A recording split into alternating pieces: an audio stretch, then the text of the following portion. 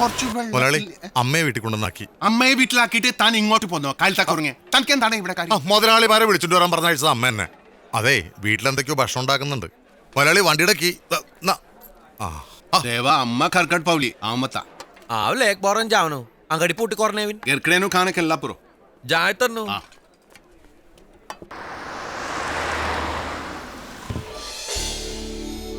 राजा देव खाई अंगडेंद चांग तेरक्किद ओ पूटिकोने तोलो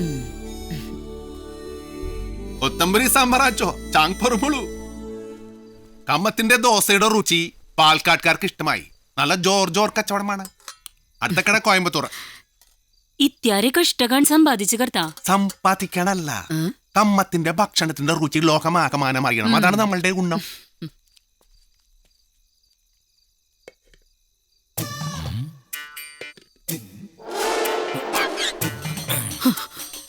രാജാ, ആരോ ഒരുത്തൻ അപ്പുറത്തെ വീട്ടിന്റെ മതിലിരിക്കുന്നു. വല്ല കള്ളന്മാരുമായിരിക്കും. അത് ആ മുനിസിപ്പൽ സെക്രട്ടറിയുടെ വീടാണ്. അഹങ്കാരി അനുഭവിക്കട്ടെ. ലഗ്ഗികർ കറാ പത്തേയില്ല. അമ്മിനെ വെച്ച് ഓങ്കാ തൂജും ചോയ് സെല്ല്.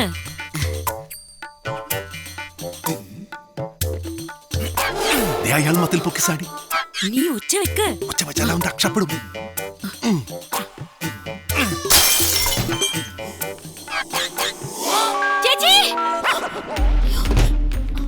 എന്തൊരു ശബ്ദം!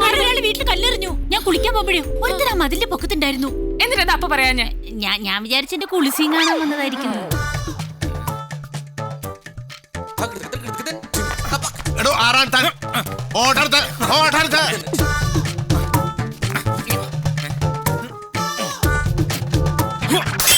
കള്ളന്മാർ വരുന്നേ.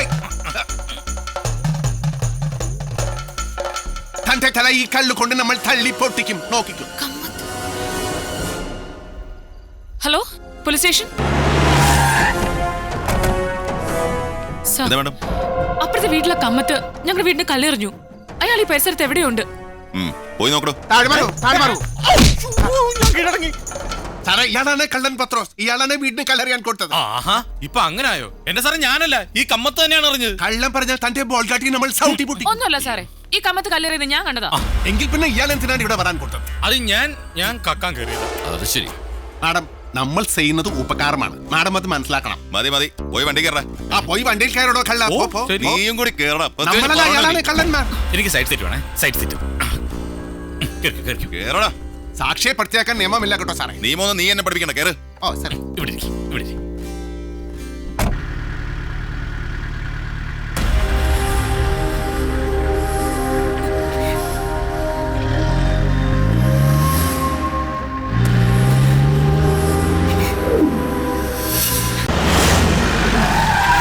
ഇറങ്ങണോട്ട് വരിക.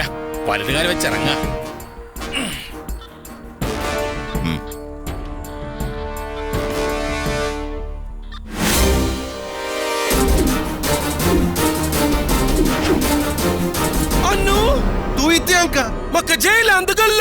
ഈ ആളെ എന്തിനാണ് ജയിലിലിട്ടത്? അനധികൃതമായി മദ്യം വിറ്റതിന്റെ പേരിൽ അനിയനെ അറസ്റ്റ് ചെയ്യേണ്ടി വന്നു. എല്ലാവരും ഉണ്ടല്ലോ. ഇരിക്കലൊക്കെ പിന്നെ മാറ്.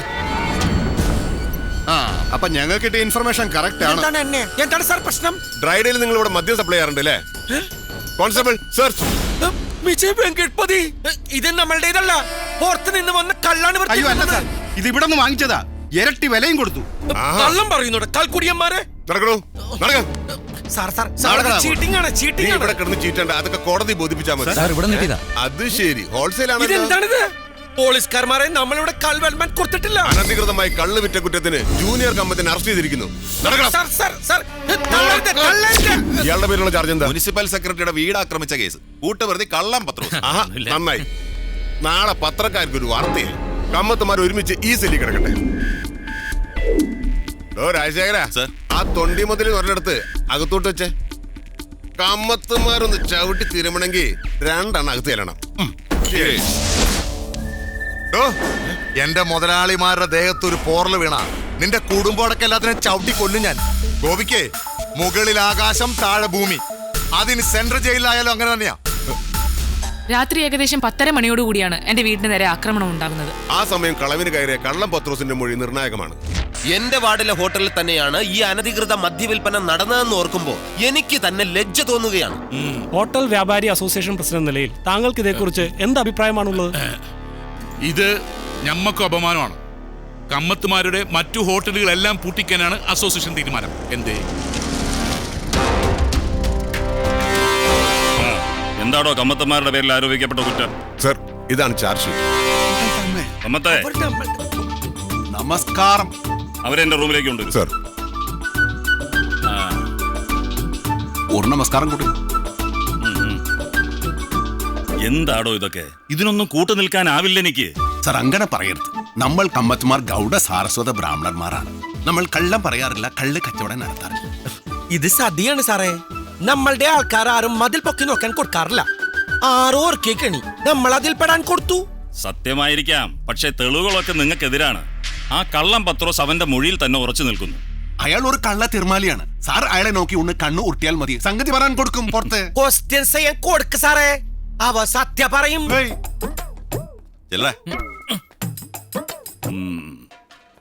നീ സത്യക്രിസ്ത്യാനിയല്ലേ? അല്ല, ഞാൻ കള്ളം പത്രോസാ. ദോ, ഞാൻ ചോദിക്കുന്ന ചോദ്യങ്ങൾക്ക് സത്യസന്ധമായ മറുപടി പറഞ്ഞില്ലെങ്കിൽ ഇടാ നീ നരകത്തിൽ പോവും. നീ സത്യം പറ, സെക്രട്ടറിയുടെ വീടിന് ആരാ കല്ലെറിഞ്ഞ്? ഈ കമ്മത്ത് സാറ്. വെങ്കട്പതി സാർ ഒരു ഡിവൈഎസ്പി അല്ലേ? ഇങ്ങനെയാണോ കള്ളന്മാരെ ചോദ്യം ചെയ്യാൻ കൊടുക്കുന്നത്? അങ്ങനെ ചോദിച്ചാൽ കള്ളന്മാർ സത്യം പറയില്ല. അതിന് വേറെ പണിയുണ്ട്.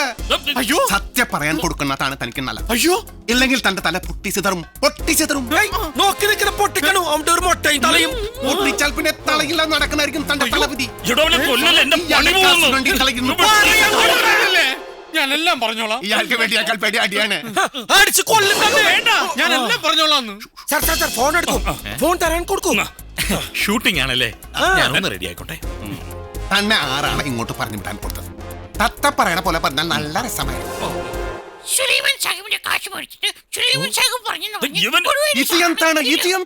തത്ത പറയുന്ന പോലെ പറയാൻ പറഞ്ഞു. നടന്നതെല്ലാം ഞാൻ പറയാം. സുലൈമാൻ സാഹിബിന് വേണ്ടിയിട്ട് കൗൺസിലർ കൊഴുവേലി സാറാ എനിക്ക് കാശ് തന്നത്. പോലീസ് പിടിക്കുന്നത് വരെ അവിടെ തന്നെ നിൽക്കണമെന്നും പോലീസ് ചോദിച്ചാൽ കമ്മത്തിന്റെ പേര് പറയണമെന്നും കൊഴുവേലി സാറ് പറഞ്ഞിരുന്നു. കമ്മത്തുമാരുടെ ശ്രദ്ധയപ്പെടാൻ ഞാൻ 3-4 ദിവസമായിട്ട് സെക്രട്ടറിയുടെ വീടിന്റെ പരിസരത്ത് കാത്തു നിൽക്കുകയായിരുന്നു. സത്യം, ഇയാളൊരു ബുദ്ധിമാനായ കള്ളനാണ്. പറയാൻ കൊടുക്കടാ. സ്ത്രീകൾ മാത്രം താമസിക്കുന്ന വീട്ടിൽ കാണിച്ച ഈ നീചമായ പ്രവൃത്തിക്ക് തക്കതായ ശിക്ഷ കിട്ടുന്നത് വരെ ഞാൻ നീതിക്ക് വേണ്ടി പോരാടും. സോറി മാഡം, കേസ് മറ്റൊരു വഴിത്തിരിവിലെത്തി. ഇതാ കള്ളം പത്രോസിന്റെ യഥാർത്ഥ മൊഴി. ഞാനാണ് കല്ലെറിഞ്ഞത്. സുലൈമാൻ സാഹിബിന് വേണ്ടിയിട്ട് കൗൺസിലർ കൊഴുവേലി സാറാ എനിക്ക് കാശ് തന്നത്. പോലീസ് പിടിക്കുന്നത് വരെ അവിടെ തന്നെ നിൽക്കണമെന്നും പോലീസ് ചോദിച്ചാൽ കമ്മത്തിന്റെ പേര് പറയണമെന്നും കൊഴുവേലി സാറ് പറഞ്ഞിരുന്നു. സത്യം. ഇപ്പൊ മനസ്സിലായില്ലേ ആരാ കല്ലെറിഞ്ഞെന്ന്?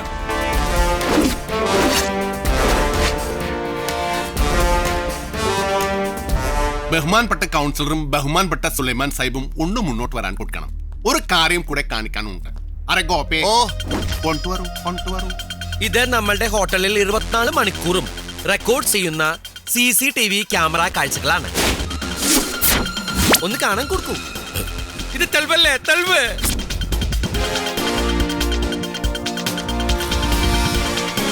ഇത് പുറത്തെ ക്യാമറ. ഇനി അകത്തെ ക്യാമറ വേറെയുണ്ട്.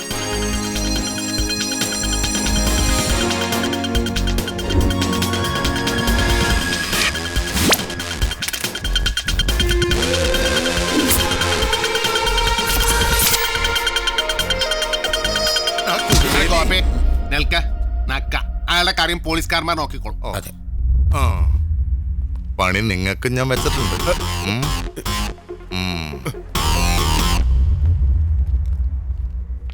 സെക്രട്ടറി മാഡം, ഒരു കാര്യം പറയാൻ കൊടുക്കാനുണ്ട്. നമ്മൾക്ക് മാഡത്തിനോട് ഒരു ശത്രുതയുമില്ല.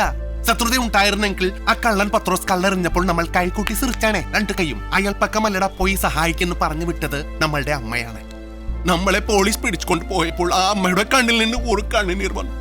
മാഡം ആ കണ്ണുനീരിന് ഉത്തരം പറയാൻ കൊടുത്താൽ മതി. നമ്മളോട് വേണ്ട, ഈശ്വരനോട്. മാഡത്തിന് പോകാൻ കൊടുത്തോളൂ.